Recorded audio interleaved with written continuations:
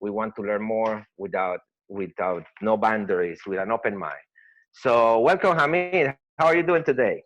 Good morning. Good morning. Doing great. Had a nice, restful weekend as well.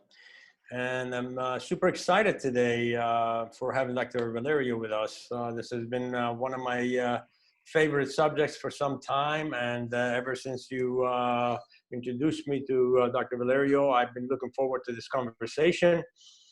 Since both of us know and believe so much in early intervention, and we both know there is such a void in our market. And we also know that really Brazil is one of the top and forefront runners in this field. So I've been looking forward to this conversation. I have a lot of my own questions for Dr. Valerio, and without further ado, Patricia, please. So good morning, everybody. It's a great pleasure to me to be here. I am completely passionate with the field that we will discuss today. Originally, I was a traditional orthodontist, but there was something missing on my therapeutic arsenal.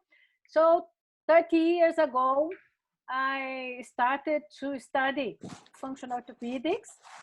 And I had the lucky to be one of the students of Dr. Wilma Simões. That is one of the biggest exponents in this field all over the world. So it changed my life completely.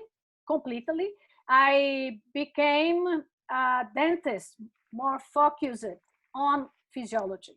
And this is the most important thing. And I think before starting, we have to make some concepts very clear. Hold on, Patricia. Hold on a second. Let me build this up. I we really want to hear you, but let me bring the audience what we're going to talk today. Orthopedics has been a really important subject that in Latin America, we have a really strong foundation. As a fact, in the dental programs, we learn more about orthopedics than orthodontics because mostly poor cultures, we adopt more of these treatments, so it's more popular. About this subject, I have one of the biggest person that I always teach my students, and I talk in general, and it's about the concepts of the maestro Pedro Planas from Spain, that about the 70s, he was developing a concept that he calls neuroocclusal rehabilitation. And neuroocclusal rehabilitation was a philosophy of occlusion that understands the different patterns of growth and how the function of the kid helped to develop the face. And to me has been a huge platform of inspiration because when you have this foundation of how the kid develops and how is the functional part about the concept of neuroocclusal rehabilitation, you start seeing backwards. And now you see prosthodontic cases or adult cases, and then you can come back and realize which stage of growth and development this kid never get to achieve, right? But then Pedro Planas, I think he dies in the 70s, and he has a great group of students. And one of the students for him was the professor Wilma Simões. And Wilma Simões from Brazil, she has been professing and teaching this concept that she called it orthopedics of the maxillars. And I will have the opportunity to meet Wilma through Dr. Rocavaro that like 10, 12 years ago, he brought me all over to Brazil, to Belo Horizonte, where Patricia is from an ICOT meeting. And he said, Javier, if you're going to do this philosophy about function, you better understand how the kids develop and grow. And he brought me all the way to Belo Horizonte, and we have 3 days of amazing orthopedic lectures. And then I realized how the body starts growing. So my idea for this meeting was to be able to bring Professor Vilma Simões, but she was a little difficult for her in this time. I want to appreciate all my people in South America that has been part of into the orthopedic part. I have an amazing technician in Colombia that honestly he does magnificent for me, Carlos Barberi, and he's amazing, understandable about the physiology. I have a great inspiration, Marcia Sampaio, that I get to meet her in Brazil, but we have the opportunity to spend time in Chile together teaching. And then I have the opportunity to meet Dr. Sergio Tercaroli, that actually is the actual president of the Academy of Orthopedics in Brazil, or he was, I think, the past one.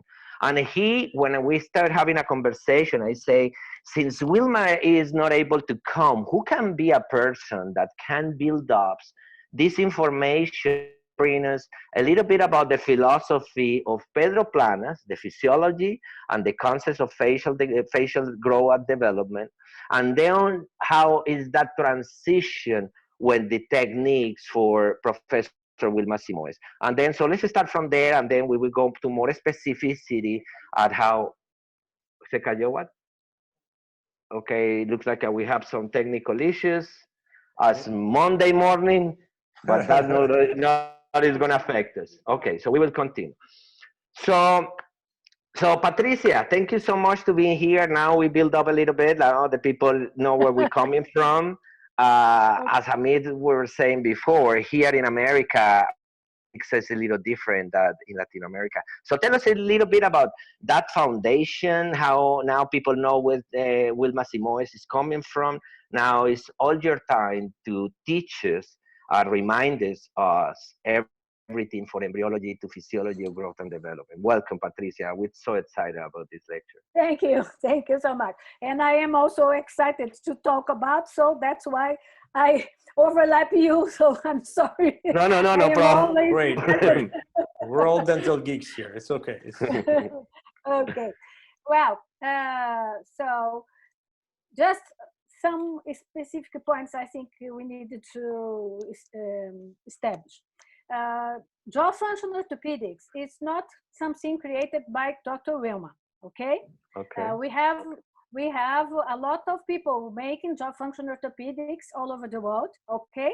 And she was a very important student from Pedro Planas, as you said, but also she was a very specific student from Hans-Peter Biller, okay? And also, Dr. Planas sent Dr. Wilma to Japan to study mouth physiology with Yojiro Kawamura. So these three men were extremely important on the formation of Dr. Wilma, okay? So her work reflects everything that she learned by these three men. So she is an extremely smart woman. So she was able to collect all this information and put it in some therapeutic arsenal, not only appliances, but also way of working, since breastfeeding and go on. And she is today one of the most important person in the world, respected all over the world, bringing this concept for us. So I am here as her disciple. So you can ask me what you want. If I am able to answer, I'll be glad to do it. Thank you so much. Let's start a little bit with the concept of Pedro Planas and neuroocclusal rehabilitation. What Pedro Planas want to give us as a legacy when he developed this concept? What we need to take from that time to now, and then we will go a little bit in how Wilma combined it. But let's go first for the foundation. Teach us a little bit about Pedro Planas' concept of growth and development. Okay, Dr. Planas was an amazing man, a clinician. So he was not a scientist. He was a very nice clinician with a perfect eye to see and to understand and to realize the things. So he realized that proprioception is one of the most important things that we have on the stomatognatic system. So the stomatognatic system is like the projection of the brain on the periphery. So we have a capacity of recognizing stimulus and answer to this stimulus. So he based his therapeutic neuroocclusive rehabilitation on this, because he understood that if you give a correct stimulus to some places in the mouse, the brain will recognize it because the afferents will go to the brain, and from there we will have efferents, motor efferents that will come not only to the muscles, tendon, ligament, and fascias, but also to the glands, the glands that we have here, and we will stimulate changing on the functioning of the mouth that will lead to remodeling of the bone, because bone doesn't have the memory of shape, and this is something that he realized very early. No bone has memory of shape, mainly the bones that form this region, because we have different types of bones in the body, and here we call the bones here irregular bones, and all irregular bones that we have in the body, they are responsive to stimulus, mechanical and hormonal stimulus, forever. We can diminish the turnover, but we never finish the capacity of remodeling. So he realized this very early, and then he created the neuroocclusive rehabilitation based on this concept. Okay, how that concept start? How you can teach us about the Equiplan, that was the first appliance that Pedro Plana was doing, and then tell us a little bit about what is his concept of how the structures develop. Tell us a little bit about that concept of Pedro Plana, that he say the mandible is the hammer that will reshape the maxilla. Yeah. Because the mandible is movable. That's why it's like a hammer touching on the maxilla and inducing the force that will reshape. But let's talk about the Equiplan. Equiplan is not an appliance. Equiplan is an accessory that we can add to the appliance, okay? So normally on the Plana's therapies, we add to the pista composta, okay? But also sometimes we can use to the simple Planas also. But anyway, what is Equiplan? It's a piece of metal that touches only the 4 incisors, superior and inferior. And he realized that the answer, the remodeling answer that the maxilla and mandible give to us are completely different, superior and inferior, due to the embryologic origin of this part of the face. So the mandible came from the first branchial arch. So it comes from here and go until here. And the maxilla comes one piece from this first branchial arch, the mandible, and go like that, another piece like that, and the frontal part comes from the frontal nasal process that came from the prosencephalus. So it comes here and gives rise to the vomer, nasal septum, fulcrum, 4 incisors, and premaxilla. So we have 3 segments of formation in the maxilla and 2 segments in the mandible. So when Planas realized this, he paid attention on his patient, and he saw that when you stimulate one piece, it means one piece means one tooth. If you stimulate one tooth on a segment, all of them answer on remodeling. So he developed the Equiplan to touch the incisors and lead to something very interesting. When you put an Equiplan here, you touch 4 incisors, or at least 1 incisor in each side. Okay, so you have the stimulation of vertical growth, and I am not talking about extrusion. I am talking about bone remodeling on vertical direction. So if you touch one piece, 1 incisor on each side here, all the segment will answer growing vertically, correcting, leveling the SPQ, enhanced SPQ. And on superior, it doesn't happen. Why? Because the segment is only here. So you touch here, only the four incisors are being stimulated by the touching of the equiplant. So you can normalize, regularize the SPQ without having the superior teeth going down, only leveling here. So this is the most amazing accessory that you can use in your appliances to level the occlusal plane, and it works in adults in a wonderful way also. So to prepare for a prosthetic intervention, it is fantastic. You can Okay, Patricia, let's go back to a little bit to a point of why this metal piece work, because here we need to talk about a little bit about magnetic field and this electric connection that we have in the body, right? Because the equiplant is not just a flat surface that allow contact, need to be a metal plate that will connect neurologically. Tell us a little bit about that part. Because the periodontal proprioceptors, okay, they are very sensitive, and they are able to catch if you are touching with metal, or if you are touching with composite, or you are touching with acrylic. Okay, so the periodontal proprioceptors are able to identify the stimulus, and depending on the stimulus, they inform the brain, and you have different answers to that. It is something extremely interesting to understand more deep.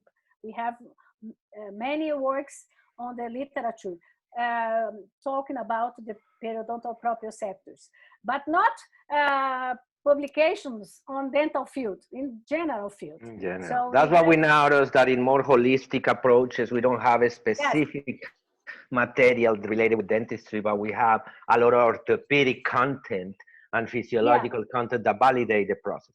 Now, so now we already understand that Pedro Planas was talking about how he's going to connect these brachial arches with a metal plate, and that's going to create a piezoelectric cycle that is going to make that automatically the posterior teeth, used by an electric potential, we will send signals, and it will make those lower teeth to verticalize. So that's the accessory of the equipment. But tell us a little bit about the philosophy of, it's important, I always mention this, but I want people here for you. I want that you tell us the first stimulus into the kid about this that Pedro Planas talk about, how the kid put the lips into the nipple and is not sucking, is just making a protrusive movement that is making the milk to come into the mouth. So that, I describe that like the first stimulus for facial growth by elongation of the pterygoids and the condyles. And then Pedro Planas start talking about the chewing cycles. And he start thinking in how we need to have the desocclusive angle symmetric to allow the kid to properly chew. And that's why he came with the concept, one, the pistas de planas, that we call it in English like landing tracks. So landing pads. Yeah, we will discuss a little bit about that.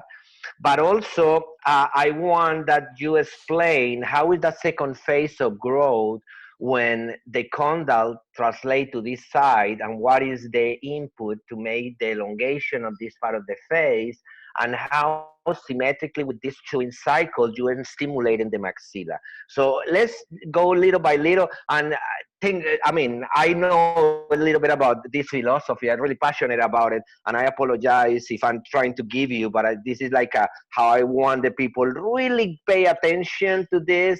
And we don't mind to extend in this meeting, because I think we don't put enough information for kids, and this is really, really valuable. So I want to be sure that people really feel it and breathe it. So let's little by little creating that foundation about how is this breastfeeding influence in facial development, and how the initial chewing cycles became the reshaping of the face and the structures.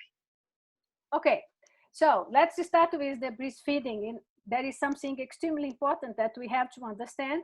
When the child is born, the child has physiological intrusion. It's necessary to have, and the cavity is completely flat. Completely flat. We don't have a cavity. So when the baby starts to make the movement to breastfeed, because suckling is different from sucking, okay? When we make suckling on breastfeed, the baby send the mandible forward, take the tip of the breast, hold it with the tongue over the inferior rodent, and then it comes back. So lateral pterygoid and posterior temporal, lateral pterygoid, posterior temporal, making this. And when the baby make this, the breast, this is extremely important, the breast is throwing up in the mouth. The baby doesn't need to make this. It's not a sucking. The breast comes passively to the mouth, and the baby swallow, and start again. Breast, milk come, swallow, come, swallow. So the buccinator is not being used to bring the milk, okay? Only to swallow. The lateral pterygoid is being used, okay? So the stimulus that these muscles are giving to the bones that are forming are completely different when you have a breastfeeding or when you have a bottle feeding, okay? Mm-hmm. And every time that I give this class, many people say, oh, but my baby doesn't breastfeed and the baby doesn't have any problem. Of course, there are a lot of others points that can cooperate in this development. But if you make a statistic investigation, and there are many, so you put 2,000 babies and you divide 1,000 was breastfeeded and 1,000 was not breastfeeded. The ones that was not breastfeeded has a high level of malocclusion and compare it to the others. So we have to understand statistically, not only one case or each case, because there are other things working there. Okay, so the cycle is very long and more protruded. So protrude and retrude, protrude and retrude. Suddenly, we have two incisors that show up here and two incisors that show up here.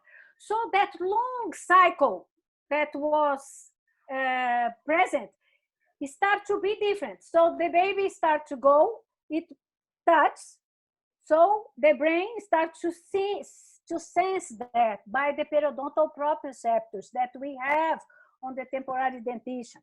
So it informs the brain, stop, don't come here, there is something now here. So the mandible cycle changed. It was only forward and back. Now it starts to be forward and start to lateralize, come back, forward, lateral, making this. So we start to sculpt the medial wall of the temporomandibular joint. We had first only a channel. Now we start to make this sculpture and we diminish the elongation of the cavity. So the cavity will be forming according to the function. So we go on, the teeth start to come and the children start to make lateral movements like a goat, very long lateral movements, okay, like a goat.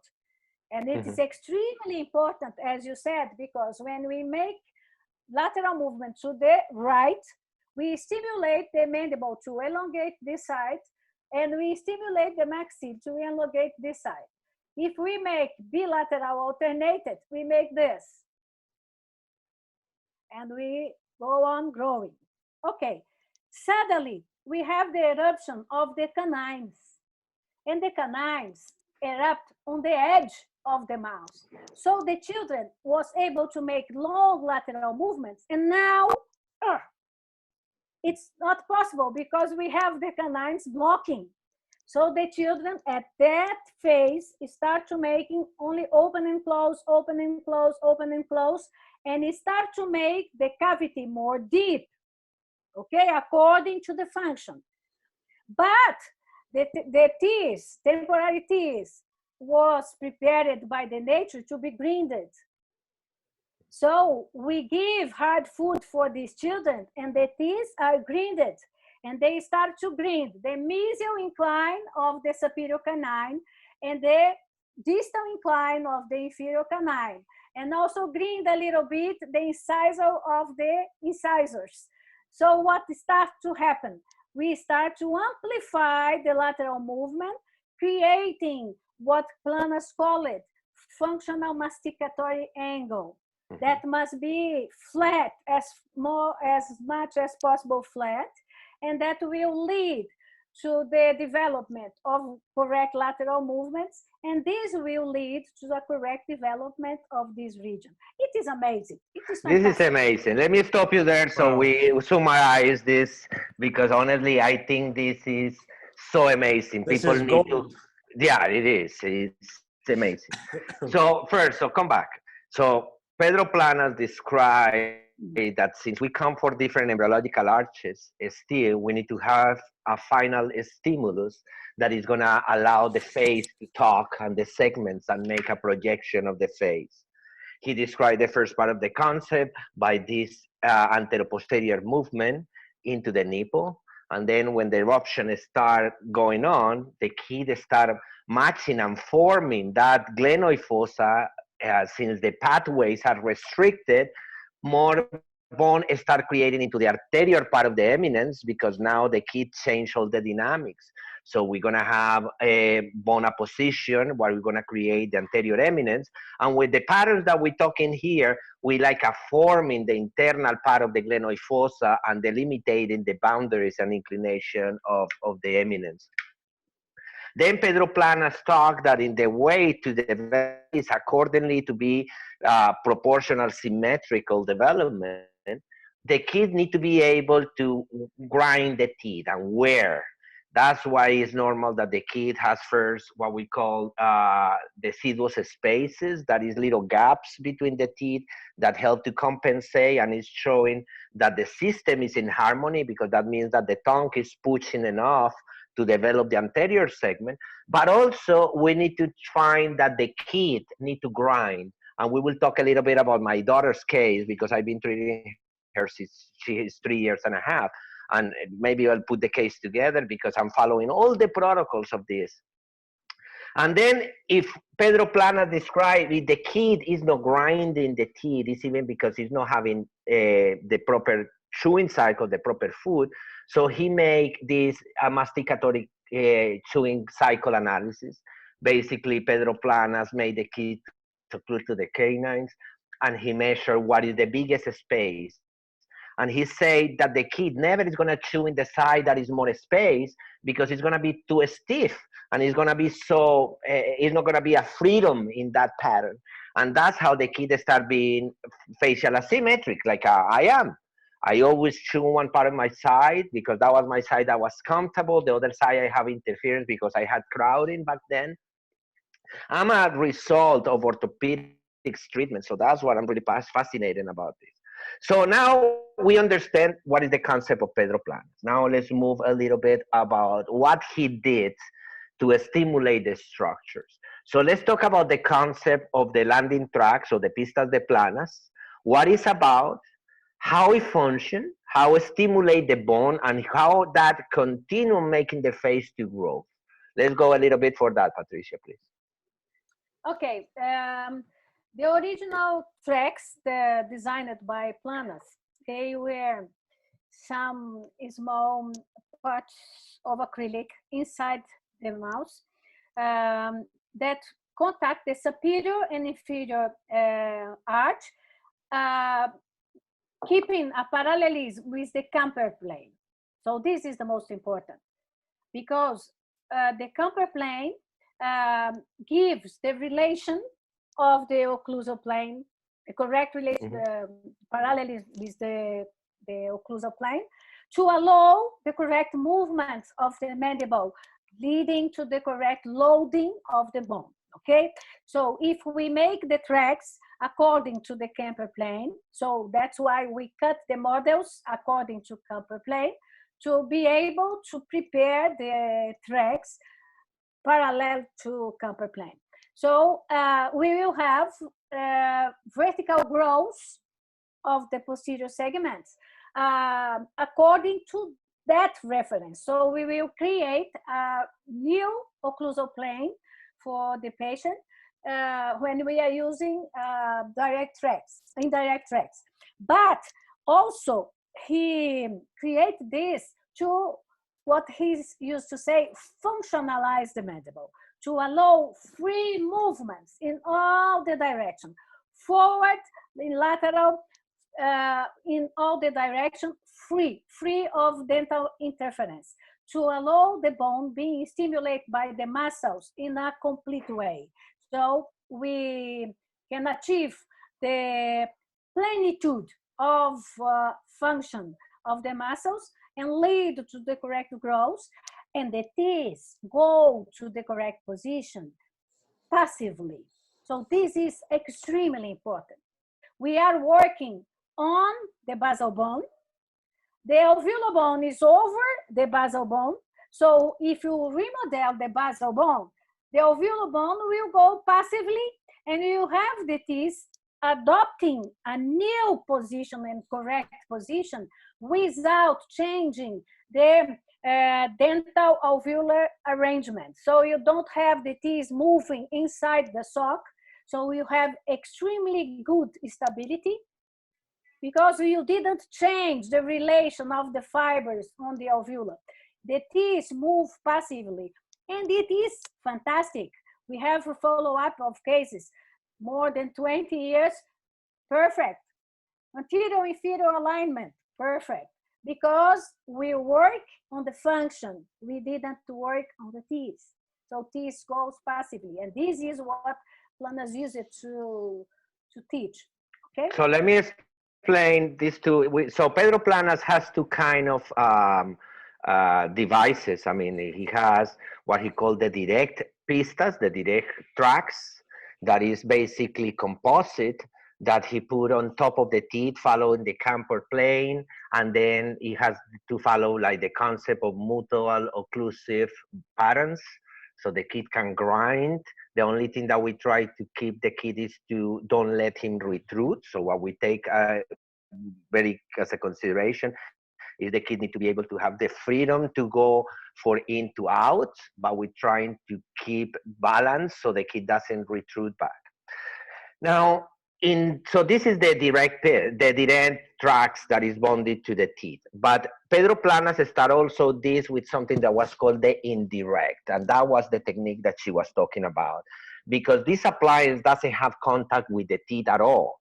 This appliance goes on there, so basically the teeth are covered for something that allows them to move. All the stimulus goes into the ridges. So it's like the wall next to that it creates an artificial occlusal plane on top and bottom. So the kid is able to grind on top of these surfaces, and the teeth has the capabilities, and nothing is stopping them to allow them to verticalize up. So that's what is called indirect landing track or indirect pistas de planas. That's the differentiation between two. Okay, now we need to move a little faster because now we need to talk about that influence of Vilma. So this is the original concept for Pedro Planas about face and growth. Now Vilma, that she's really a brilliant, smart person, over years, she get to develop 28 different kind of bimaxillary appliances that take as a consideration the entire myomusculature, having a consideration the muscles of the tongue, having a consideration all these postural factors of Rocavaro, because this discipline, it works really close to physical therapy, and that's why it's so fascinating.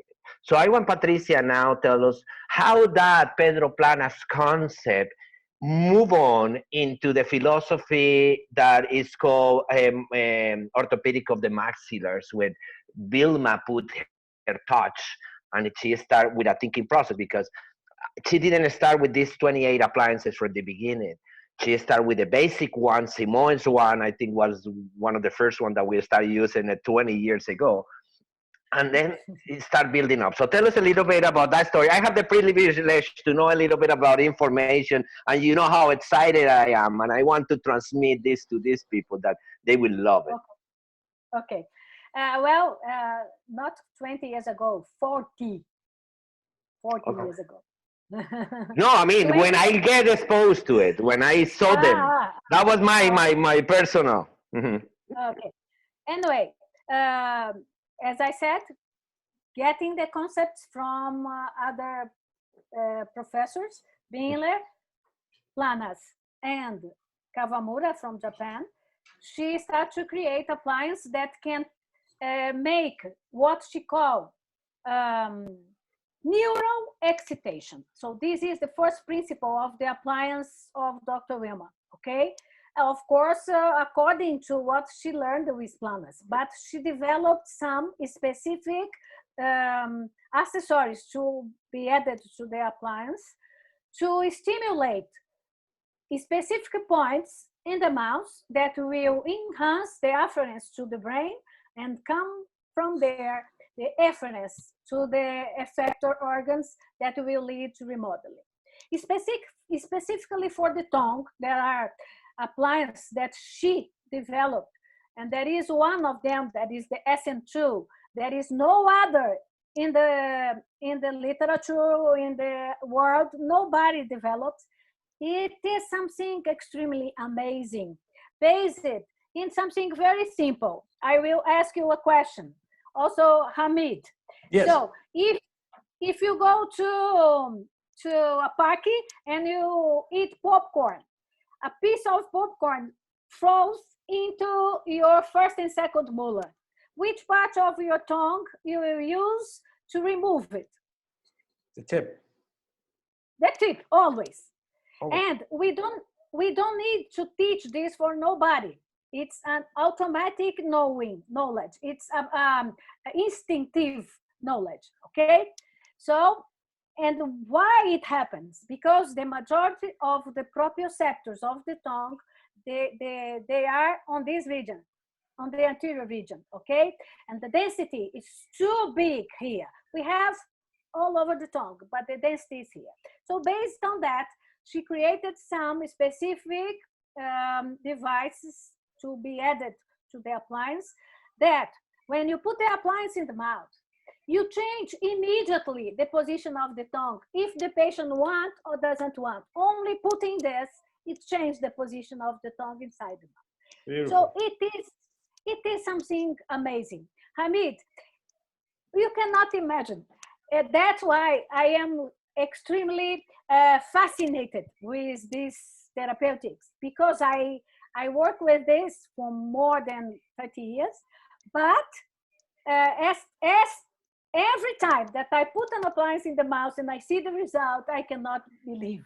It is so fantastic for me. I can completely relate. I am not as experienced as you are. I've been doing this for about 12 years. And really out of necessity, because we didn't have anybody around. I'm an unwilling participant. I'm the first one to tell you. But my next question is, when would you like to come here and teach us some of this stuff? We're working on that. She say little by little, we need to first. She say, let's talk. I say from the beginning. I'm already sold. I'm already sold. My God, yes. It's my pleasure, okay? So here in Brazil, there is poetry that used to say that the one that likes to teach likes to be where there are people that wants to learn. So, definitely. Definitely. Anyway, I think we need to talk a little bit more about Dr. Wilma's appliance. They were evolved by the appliance from the others. So she mixed some concepts from Binler, some concepts from Planas, but simplifying them. So her appliances are extremely simple and light to be used. Doesn't invade the oral space so much. change posture, but not invade too much. So, because posture changing is the one of the second most important principle of functional orthopedics. Patricia, let's talk a little bit about the principle of orthopedics now that you mention in this, because it's something important that in orthopedics, we're not trying to create pressure, or we're not trying to create directly a force stimulus. Explain us something about the concept of presence, how this appliance made the body to react with a minimum amount of force. So just reinforce that, because this is something really important that people to understand, because we already have Dr. Evans talking about rapid expansion, and the concepts are totally opposite, right? Here in orthopedics, we have extramile forces, and I want you to explain to people, what is this that we know in orthopedics about the presence concept for movement? Okay. All the appliances that are considered functional, they doesn't attach to the teeth. They are free in the mouth, and they must be free in the mouth. So we must advertise our patient and parents previously. So look, this is not a removable orthodontic appliance. This is a functional appliance. So it's free in the mouth. Every time that the patient swallow, the appliance touches where we want it to touch. When the patient relaxes, it doesn't touch. So it's an intermittent stimulus only to touch. So when I am teaching in English, I always make this with my students. Repeat with me. Touch, don't push. Touch, don't push. Touch, don't push. Because I want them to understand this. It's only touching. Because if you push, you will work on the alveolar bone. We don't want to work on alveolar bone. We want to work on the basal no bone. pressure on periodontal ligaments. You just never. So we touch. We only touch because we want to stimulate the proprioceptors that we have on the periodontal. Also, we change the posture. So we stimulate the proprioceptors of the capsule, the proprioceptors of the tongue and mouth mucosa, and the proprioceptors of the muscles, the spindles that we have on the muscles. So these are the four group of proprioceptors that we stimulate when we use an appliance that we call it functional. And it will lead to remodeling according to what we want. In orthopedics, the body is like the COVID virus. They need social distance. It's no pressure. They want social distance, and they will move. They will move for this. Okay. Okay. Patricia, let's start going a little bit about how you guys take the bite registrations, because also I know that sometimes we have what we call that we build the therapeutic bite, right? So let's talk about why in orthopedics we use bimaxillary appliances. Let's explain to people that some of them are connected by the dorsal arch, and other ones by another connections, but that they have a function together. Explain us the value of that, and just a little bit about that. How if you create that therapeutic bite, and give us some example in a kid. How will you do it? Are you trying to get it for the body, or what is your thinking process to start working in that therapeutic bite? That is where you're going to start creating the stimulus. Okay, first of all, we have to make a dynamic evaluation of our patients, always. Okay, so this is a very important procedure that we have to take in account before planning the appliance, before choosing the appliance.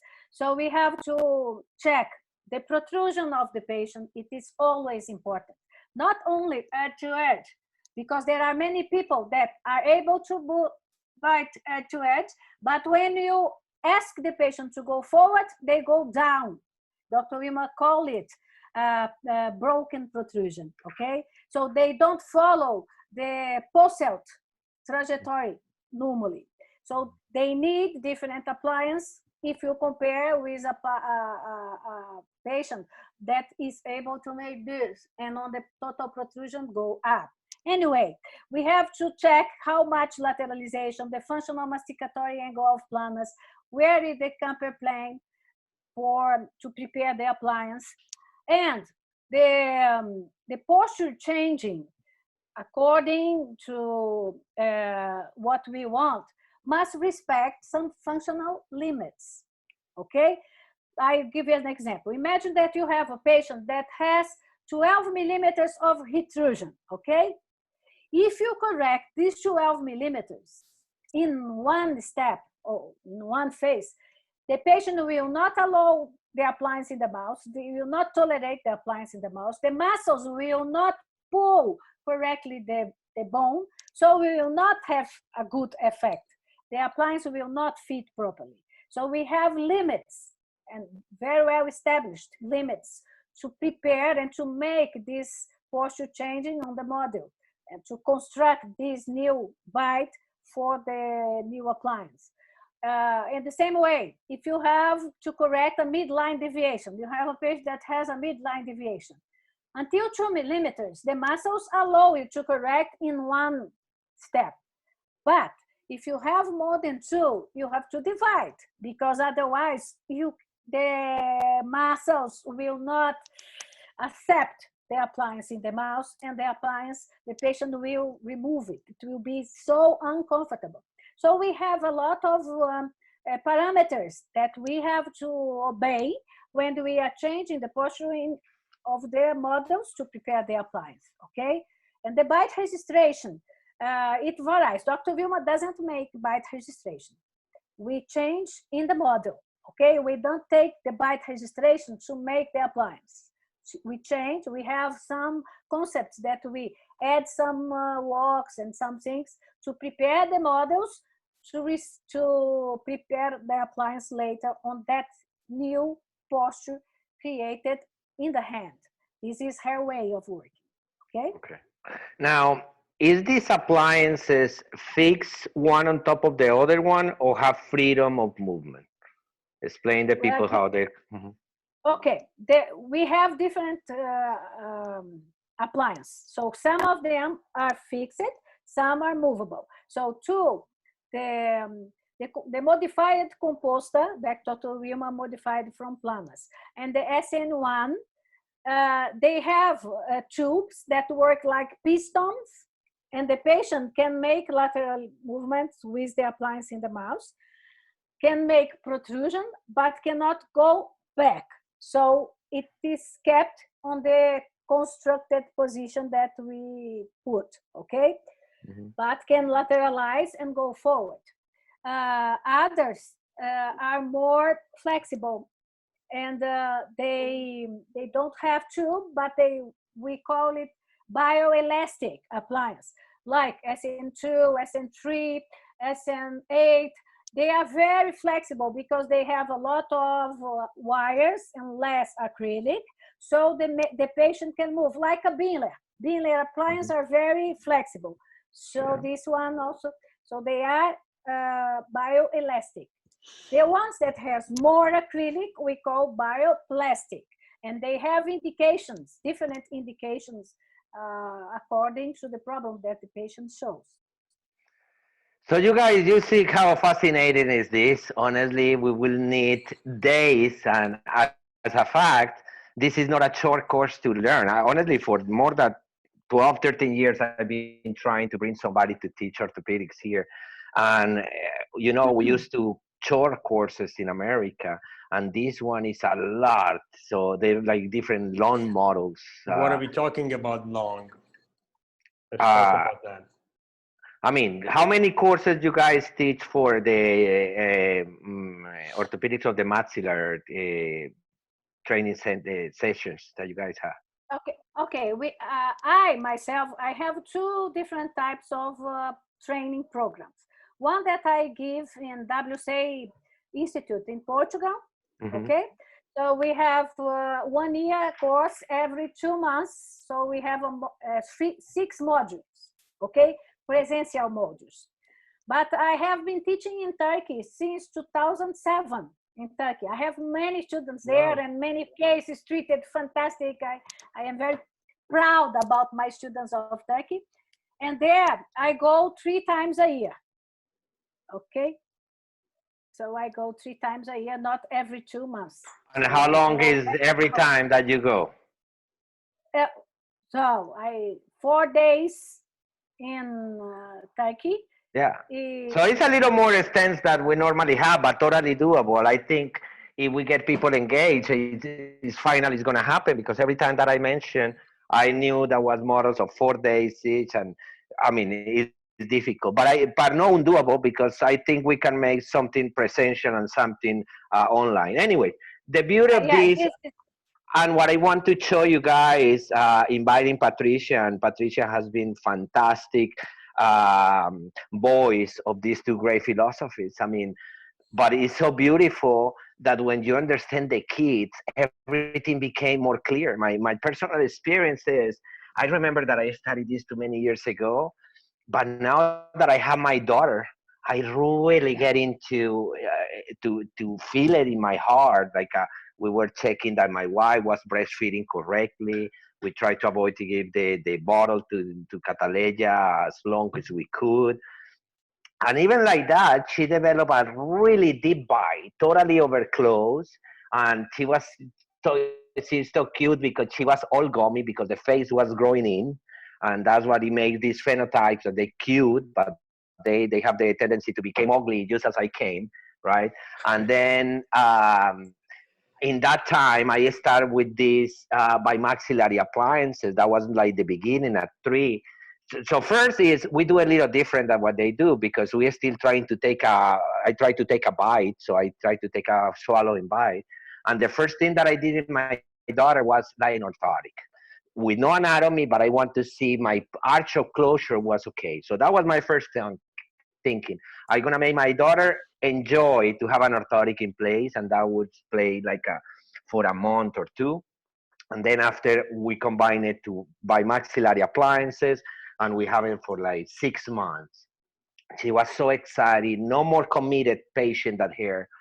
Then I was noticing that at night, sometimes she was really over close, and I say, we need to have a solution for 9 time, because the kids doesn't stay. She keep it for long hours. So then we build up the direct landing tracks for planas, and following all the parameters. Sergio Tercanoli helped me into the design, and he was advising me. And then I put her into that, and now I'm combining that also with another friction plates, because my daughter needs expansion. And then we creating amazing deciduous spaces.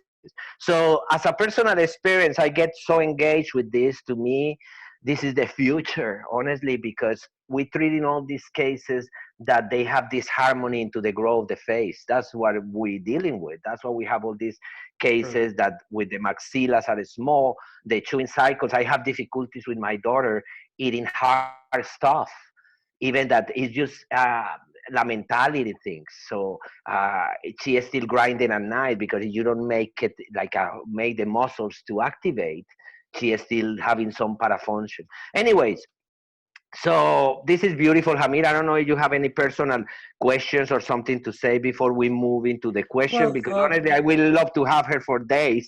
Yes, I mean, as we touched up before the start, the reason I was excited, and I was telling you that I was an unwilling participant in this, really, because we started our second part of my career. I won't say, I'm a little bit older than Javi, so I was already practicing a good 10, 12 years before I stumbled on to TMD and treatments of that. And in treating those patients, the first thing, I was inundated with the number of patients that I was seeing that had these functional and breathing and chewing, all these problems as adults. And here I was really promoting myself as an adult dentist. And I looked back and I said, I don't have anybody. We should be treating these things as kids, and I don't have anybody around me. So on my street, there are 3 orthodontists. one pedodontist, and none of them really do any of these things. And I looked back to my own dental education. I graduated 28 years ago. We had absolutely no introduction to orthopedics. And as we have evolved more in our treatments, now I have my functional therapist in my office. I'm doing these things, and I teach all my associates, and I tell them, you need to learn these. You need to start with the kids. We know that all of this was taken out of our curriculum 70 years ago, almost with the advent of modern orthodontics. And I don't want to be talking bad about it. There's a lot of good that has come out from orthodontic field, but why does it have to be exclusive of these valuable information? So I had a very similar experience as Javi. My both daughters, they're 18, 19, and 21 now. But when they were in that age, I was absolutely clueless about this, and I had to like scramble and learn. My younger daughter, at 2, she was snoring and had a crossbite and complete deviated movement in her jaw, and literally I was going to a class and coming back home and experimenting on her, just kind of like Javi, with expanders, and thank God they're both doing well now, and they have very well developed dental arches and faces, but it was a scramble. So we're both big proponents of this, and every day we seem to learn something else, another missing, because we really didn't have that fundamental organized teaching classes. So we've kind of picked them along the way. So we would love to have some sort of a systematic course about this. Yeah, I think the future is education in this. I think if you put to see the patients, the adult patients with TMG and patients with facial disharmony and unrelated jaw relations is coming all for the kids. And then it's a huge postural component that if we have a kid trapped into the occlusion, now the posture degenerated, and now that posture became dominant in the rest of the process of growth and development. And this is amazing. Patricia, you're awesome. Honestly, you make my blood to pump again, because this is so fascinating. Honestly, it's so difficult to explain this. To me, this is the really science-based, honestly, because we all parents, I didn't realize this emotional connection until I have my daughter. I never think that dentistry will be so unique for what you see in a kid grow that is yours, and we, of course, we want the best from them. So I think, Hamid, it's time to go, and Patricia, we're going to go over some standard questions just to be able to get to some standardization thinking process. Because remember that in here is trying to find out how we are similar, how we have too many things in common. And for years, we've been focused in the negative differences that we have. And then the entire whole idea of this is to show, hey guys, we more see this similar than different. Let's love each other, and then just endorse these positive things instead to be getting apart because we have differences. So this is the message for this meeting. So go ahead, Hamid. All right. So Patricia, you already sort of talked about a lot of physiology, but tell me, what do you think is, and what is occlusion to you today after 30 years of doing what you've been doing? That's an important.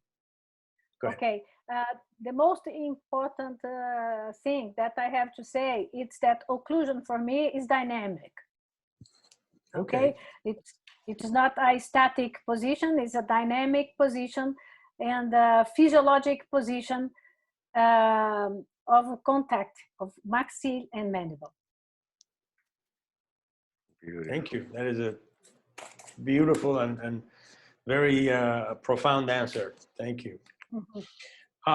Okay, so tell me about the factors when you see what factors are you considering when you see that young patient? And I know you're dealing with a very young population, and the parameters are very different than the adults. but tell us about those factors that you consider. Okay, I am also deal with adults. I deal with okay. yeah. But they have Because different they are factors? different. Yeah, because when I am seeing a child, I am seeing a growing system. So I need to check if there are interference that I can remove and to allow the proper growth. When I am seeing adult, I have to check if I will be able to decompensate that patient. As Rocabado said on the live here, compensation is not physiologic, okay? Right. So when I am seeing a child, I have to observe everything, the posture, of course, the teeth, the muscles, the breath, everything. And I have to prepare my interventions to allow the correct growth and to give to the child the opportunity to grow correctly. And when I am seeing an adult, I am trying to check if I will be able to reestablish the proper functioning. Sometimes, unfortunately, we can't. Okay, this gives us another question that we have to ask because we need to know. What appliances are you using for these adults? Something similar? What is the concept for orthopedic in adults population? Oh, we can use all the appliances of Dr. Human in adults, all of them. They work very well. We have to take in account that we have limits. Of course, if you have a patient that has 12 millimeters of protrusion, I will not use a protruder for an adult like that not because it will not work, it's because it will delay so long time to work. Yes, that's what we were talking with Germán Ramirez, that also is a good friend of mine, Colombian. And no, it's not because it doesn't work. It's because it will it's the take timing. so long time. Okay? Too long. But the concept is completely different. It works. It works. As I said, here we have irregular bones, and irregular bones are always able to be remodeled. Able to be remodeled. Beautiful. Awesome. We're gonna need you for like 6 months for a one interview. All right. Patricia, what type of information or diagnostic records do you take? Okay, so this is also important because we have a specific diagnostic approach that we use. For first of all, models cut according to camper plane. So this is extremely important to evaluate the leveling and the content of the occlusal plane. So this is important. Now we start to use the 3D cephalometric, so we can avoid other type of so that was my question, because now that we have 3D, many of the cephalometric standard traces that we did before in orthopedics now has 2 sides, as Rocabado says. So now we need to make an analysis into the right side and into the right side based into that. Okay. Yeah, because it's so 2 different phases. This is extremely, and of course it will be more accurate, of course. But there is one analysis that we cannot give up of it. That is the Petrovic analysis. Okay. The what? I'm sorry. Petrovic analysis. Petrovic analysis is extremely important because it will give us the possibility of understand the mitotic index of the bone of this patient. That is an extremely complicated method that Petrovic created, based on biopsies that he made from bone. So we can make the analysis and we can get the information of the answer of the bone of that patient. So this is one of analysis that we cannot give up. Even with the 3D, this one we cannot give up because it will give for us a very important tool to decide if the treatment will delay more or less, okay? We can have a class 2 that can be quickly solved, and another one that seems to be similar, but will delay 3 years to be corrected due to the Petrovic category, okay? That's a homework for everybody. We need to go on Google. Find Google that is going to be exhausted trying to now Petrovic. That's wonderful. That's the first time I've heard of that. Oh my God, this is fascinating. Okay. Fantastic. Yeah. Go there. Sure, to make the endoscopy. Podoscopy. Fluoroscopy? Podoscopy. Podoscopy. Podoscopy. To put the patient Feet? Okay, in the Checking to checking posture. To check how, yeah.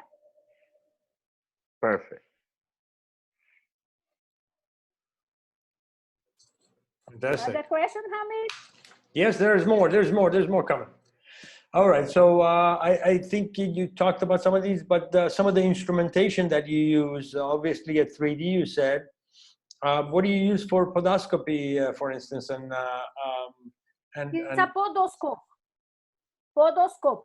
Is that like a? It's a kind of stabilometer. Okay, so they stand on a pad, and you see which. So it's your kind of postural. I take a picture, yes. It is fluorescent. The way of the patient touch the feet, it is.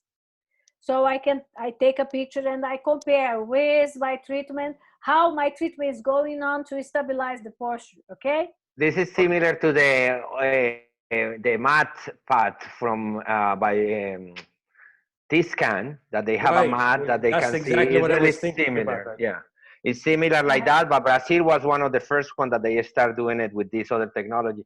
But I'm gonna tell you a trick. You guys remember the Wii? This game that they have a little balance. I play with that. But actually, I was talking with a friend of mine in France, and he said the cheapest option is just get two weight balance and make the patient to stand up, and you will see how the weight change. That can be the simplest alternative for these days economy. You know, coronavirus economy. We need to go for the cheapest option now. Okay. Fantastic. Excellent. So, talking about all your treatments, are you actively using or working with other professionals, such as are you using an interdisciplinary approach? Yes, I use speech therapies when it's necessary. In the majority of the cases, the SN2 and SN3 appliance of Dr. Willman, they solve the tongue problem in the majority of the patients. If there are some that still have some necessity, I have some speech therapists that work with me. Also, posturologists, okay? I work with posturologists when I realize, as Rocabado said, sometimes the problem comes from the body to the mouth, sometimes from the mouth to the body. So we have to equilibrate this. And of course, I use physiotherapists and posturologists. PTs, okay. Beautiful.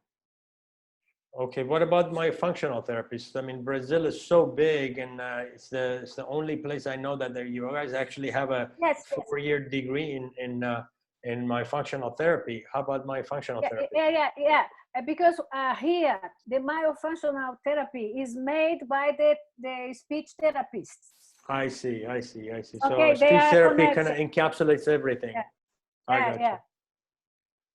I got you. Fantastic. Okay.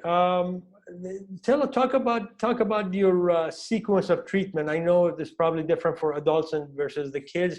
Let's talk about the kids, because that's what we're attacking there, because we think it's the important thing we're missing.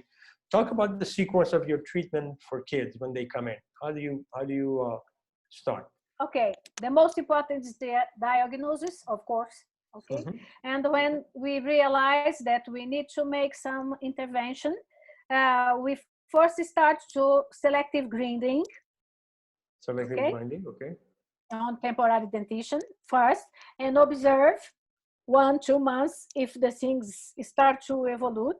If not, if it is not enough, we go to direct tracks. So it is also occlusal adjustment by adding composite. Okay. What about at And what age? What would be your ideal age you would like to see the kids? Let's just start from that. 2.5 years, 3 years.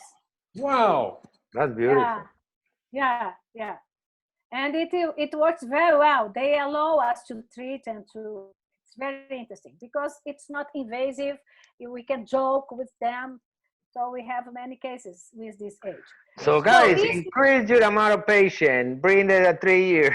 This even a business connotation here to try to treat kids early and get the families engaged into the treatment, because this is something also really important, right? To talk, Patricia, because orthopedics is not a treatment for the kid; it's a treatment for the family, because it's something that we cannot do this alone. It's not the kid; it's the education, how we guide the kid to get engaged with the appliance. So in orthopedics, it's a big also information about how you introduce the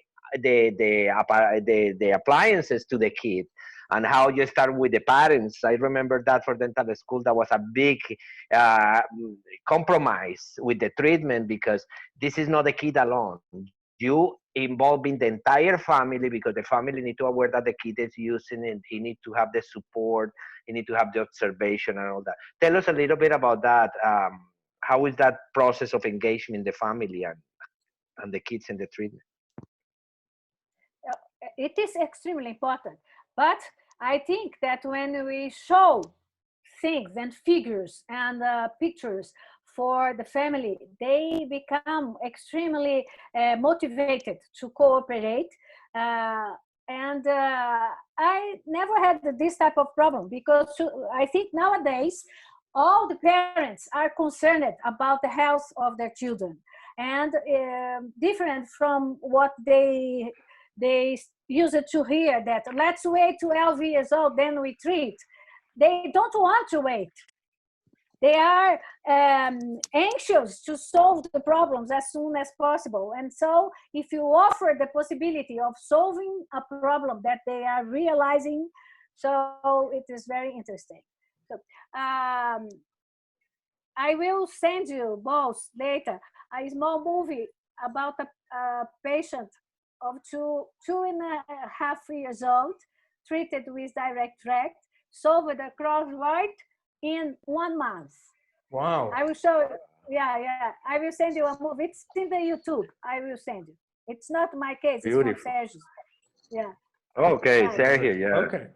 So let's go to question number 7. Of course, I'm sure this is a yes on your part, but we're asking about the in consideration in facial aesthetics. I think the parameters for you is probably different than for restorative guys. We're thinking about the smile line but what facial considerations do you take during your diagnostic workup, and what are you looking for? Proportionality and harmony. This is what we try to follow. Right. Because they're whether the indicator of whether the growth has been correct or not. Of course, Correct. of course. If I have a non-proportional face, it means that the function is not correct. It's leading to asymmetry. Okay, so proportionality and harmony of the face will be, and of course, all the parameters will be followed. And it's important to understand that in orthopedics is different. Orthopedics, they don't thinking about the tooth movement or alignment of the teeth. If you see the cases that they develop, and you see all the cases for Pedro Planas, for instance, that is the oldest one, you will see that just to establish the homeostasis and the proper function in the musculature between the tongue, the lips, they made the alignment. So still you having micro details, let's say aesthetically wise, that can be enhanced later, but the concept is mostly to make the body to express with the genetic factors to be symmetric and proportion just by function. So that's a good point. Okay, awesome. Fantastic. So the next question, I'm going to ask you to switch now from the kids to your adult population, because you said you also do treat adults. And I'm assuming a good number of these adults that have those facial asymmetries are going to have some, to some degrees, degenerative joint and condylar disease. Do you keep track of that? And do you know anything, or do you have any opinion of introduction of different growth factors into the jaw joint in order to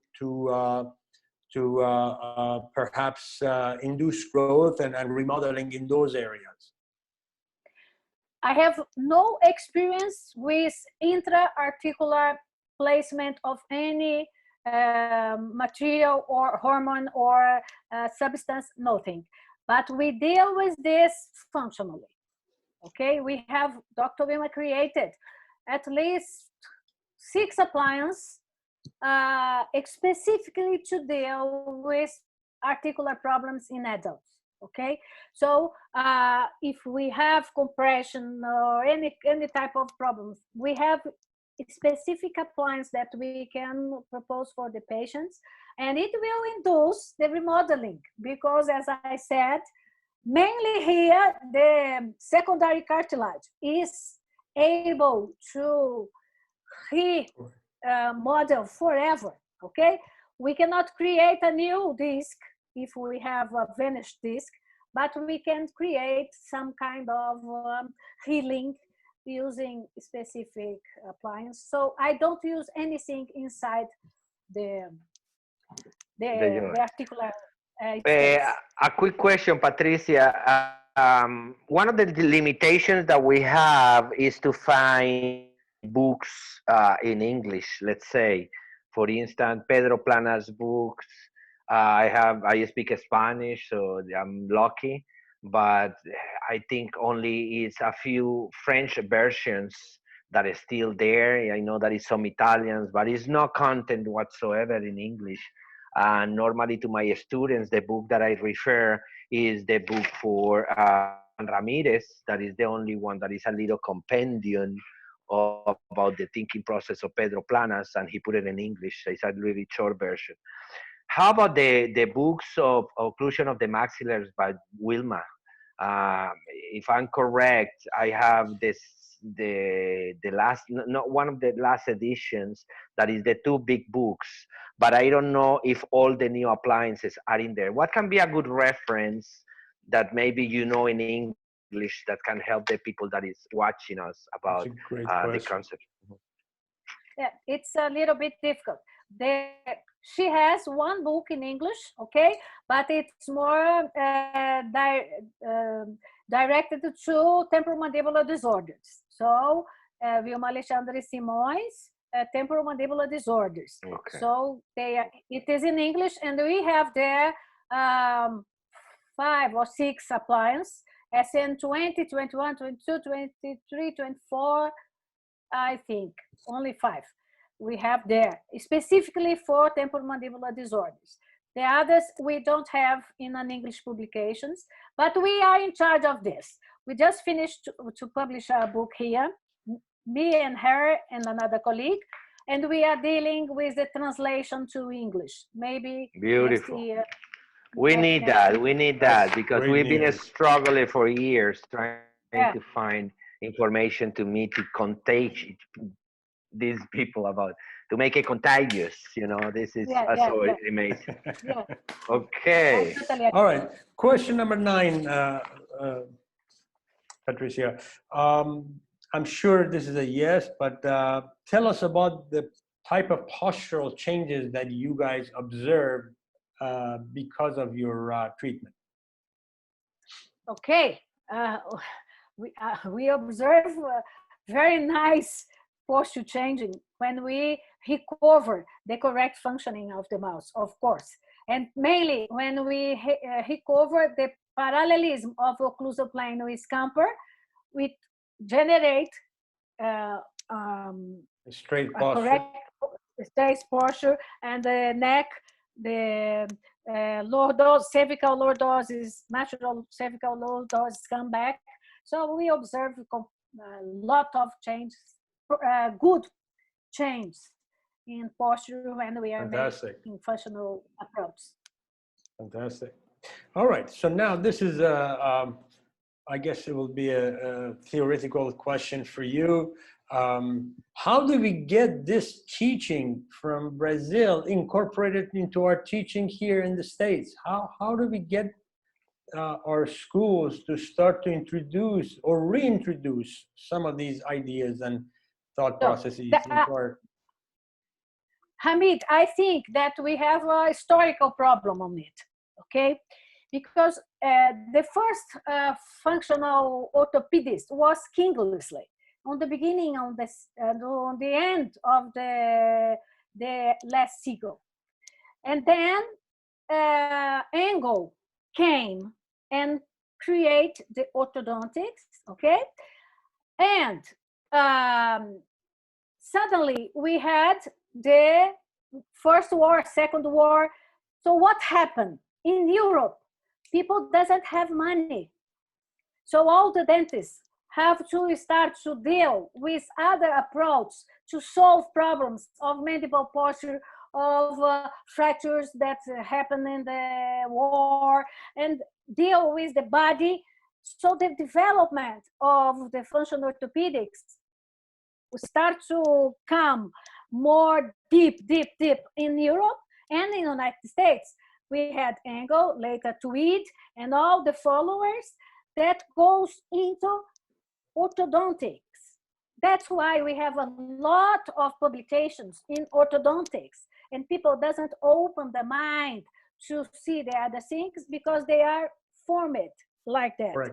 Okay, but it's not they are not guilty. It is just something historic. So to change this paradigm is not easy, but we have to change this with science. Okay, so when we show the basic science supporting the approach that we make, people have to understand because it is in the scientific field. When we discuss about the movement of the mandible, it's not something that someone, it doesn't exist.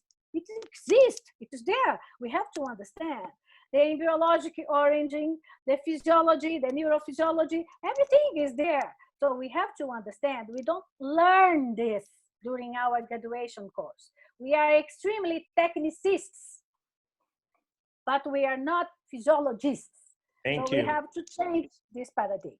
That's beautiful analogy. Yes, that's what Thank you. That's a beautiful answer, and it really puts everything in great historical perspective. Yeah. Really, that was an excellent one. Very well. This last I question. feel that I know you for years already. You see, when you have too many things in common, this is so fascinating. Honestly, yes, beautiful. Yes. We speak the same language, that's for sure. The last question, and you may or may not directly think about this because I think you're thinking more in terms of growth and function, but we have this question as sort of a litmus test paper for everybody, and that is that has to do with the exact kinetic and dynamic functions or happenings inside the joint itself. So in your mind during the opening, what are the sequence of events happening? Are you thinking about rotation and translation, or is that really something that you don't consider? Okay. So, I studied this for a long time. I was the president of the my my state is called Minas Gerais. So I was the president of Minas Gerais Occlusion group, something like that, for a long time. So we discussed many aspects about occlusion, and we changed a little bit our paradigms as time goes by, studying. And as I said on the beginning, I believe in a dynamic opening, okay? So, of course, didactically, we make pure rotation, then we start to translation, but it doesn't happen.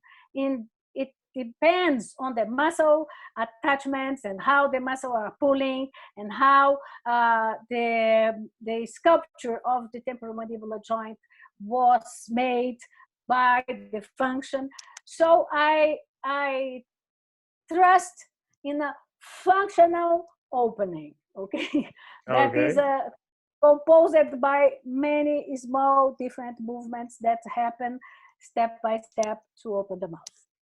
Beautiful. Fantastic. Now, in your treatments, once you are done, are you looking for a specific ideal positioning of the condylar head? Do you have an ideal position in your mind when you start your treatment? Let's put it okay. Okay.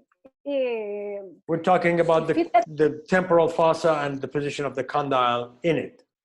Yes, where are you looking to end up? We have to remember, and this is anatomic, we don't have space inside the temporomandibular joint. The superior space and the inferior space, they are not present. It's just didactic. Everything is like that. If the disc is in a correct position over the condyle and this assembly is in a correct position according to the cavity, we don't have any space. It's a virtual space. You're talking about. So there is only one position. We cannot have more anterior, more superior, more posterior. It doesn't happen. We have only one position. That is the condyle with the disc correctly over it and it touching the cavity, and the capsule involving it, all this assembly totally. So for me, this is the only possibility anatomically. No, there is no other, in my opinion. But yet we see a lot of patients that come to us and they have it very distalized and unpacked. When you see in a X-ray, yes, or in a tomography, or in a magnetic resonance, right, if you see the condyle distalized, it is not correct. It's because the disc is anteriorized. Correct. Not completely, but the position of the disc is not completely over. That is in correct. The anterior region. So if you have anteriorization, you have to pull it a little bit back, a little bit forward to allow the disc settle in the correct position and stabilize that. So you agree that the condyle and the eminence, they two convex surfaces, and the shape of the disc is biconcave, and what would this describe as a jump pack? Mm-hmm. Of course, if we have two convex surface, they don't have any stability. So the disc has the aim of making these two surfaces compatible. So it must be completely attached on the eminence and on the condyle to allow this assembly to be physiologically stable. Okay. So I think the question was oriented to see, since it's an anatomical landmark, most people, I mean, this is what we're trying to find out, a standardization of the concept, because I think for every philosophy, people is thinking that when we're talking about the condyle seated, is that necessary is seated into the glenoid fossa, into that concavity. And what we find out is maybe it's just a matter of definition, because we all agree that the condyle need to respect those anatomical landmarks of the biconcave into the disc to keep the stability. So I think that's what we're trying to deal with it. Now, in reference with the relation between the teeth and when you guys built an orthopedic case into the kit, what is that relationship between the teeth? Are you willing to develop anterior guides, canine guides? What is your scheme of occlusion teeth related when you finish in your orthopedic cases? Okay. Sometimes if you make only a functional approach, okay, you don't commit any mistake, you don't make any orthodontic movement, because if you put force, you make an orthodontic movement, okay? If you don't touch, if you push, you make some small orthodontic movement. Sometimes if you don't make this, and it's not easy, we can even finish in group disocclusion. Naturally, doesn't touching. Naturally, it finished in group disocclusion. If not, of course, canine disocclusion is acceptable, okay?